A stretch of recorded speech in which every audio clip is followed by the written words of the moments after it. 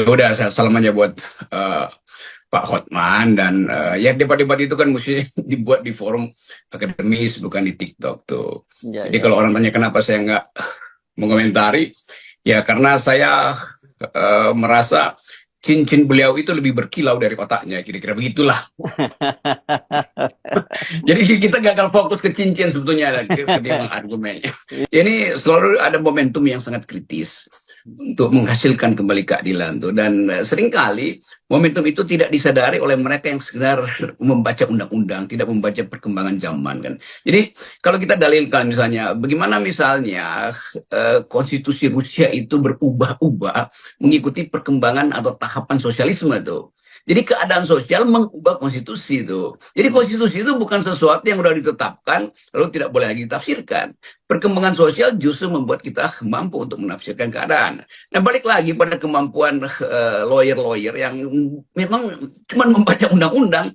Jadi dia sebetulnya bukan lulus dari fakultas hukum.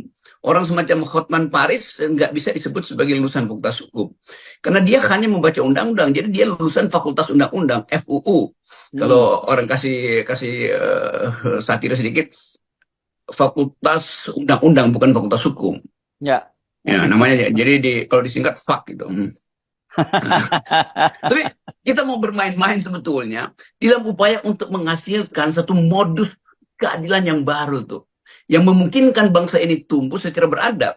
Kan itu dasarnya itu. Bagaimana misalnya partai buruh di Inggris itu mengubah konstitusinya, mengubah undang-undang dasar partainya dari perjuangan kelas pergi pada perjuangan parlemen, karena ada desakan intelektual bahwa pertengkaran itu sebaiknya dibawa ke parlemen, jangan dibawa ke jalan dalam bentuk revolusi misalnya tuh. Jadi perkembangan-perkembangan ini menunjukkan bahwa hukum itu hidup. Jadi bukan sekedar sekali lagi, ya undang-undang bilang begini, ya kalau undang-undang bilang begitu, terus buat apa Anda berpendapat? Karena pendapat Anda tidak ada karena sekedar mengutip undang-undang. Hmm. Jadi hukum berkembang karena perbedaan pendapat.